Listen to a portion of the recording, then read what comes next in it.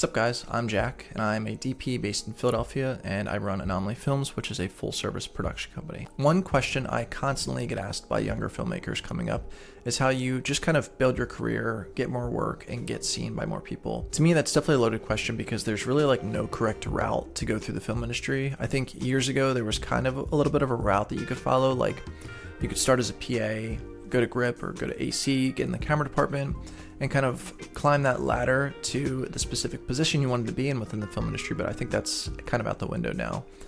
Everyone has a camera, everyone has an FX3. There really are no limitations anymore these days. When a younger filmmaker comes to me and says, how do you get more work and how do you get noticed more, the one thing I always say is it's all about relationships. Relationship building is by far the most important thing that I focus on these days. I feel like I probably spend 20 hours a week doing just cold outreach, warm outreach, connecting with people that I haven't talked to in a while, and just trying to keep those leads and connections warm. If I'm constantly showing up in front of people, whether it's within their email, LinkedIn, or other social media platforms, I'm doing my job, because if not, they're going to start thinking about other production companies or other freelancers in general that could take my spot potentially. I remember in the summer of 2024, I really didn't have much going on. My work was kind of at a lull for that time, so I spent the entire summer sending out emails to as many people as possible. Those emails and intros I made that summer really led to a lot of work coming in this year. I think what differentiates me from a lot of other production companies and freelancers is that I'm so persistent with making warm connections and building long-lasting relationships over time. A lot of the relationships I've built have taken months, if not years, to kind of prosper and develop into actual working relationships. In the same realm of just staying top of mind, I like to post as much work as possible on social media. But honestly, my main platform these days is LinkedIn. I know people get scared away from LinkedIn because it's kind of for older people that just like live and die in the corporate world. But I've actually made a lot of connections and have gotten a lot of jobs through LinkedIn itself.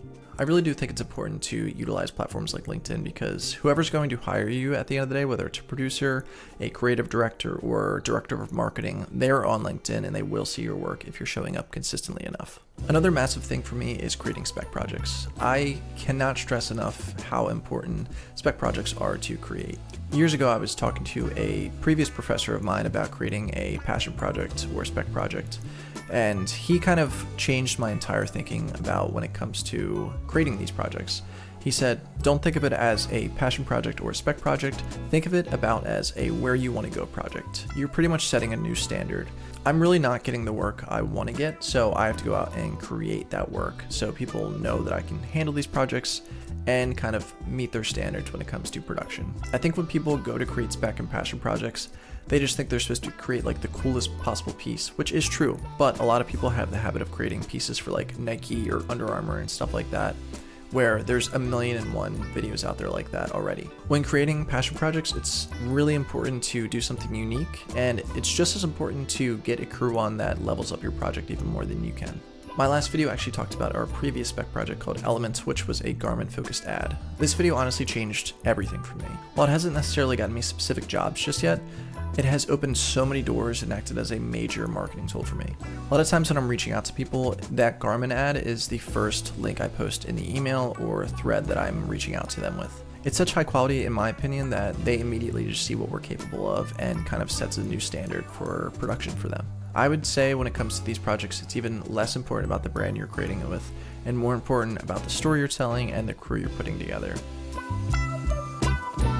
The first connection I made in my career actually started with an email and ended with a great mentor. This mentor changed everything for me. He changed my career and my life. He really led me on the right path when it comes to production and post-production, and got me a number of jobs that really kicked off my career.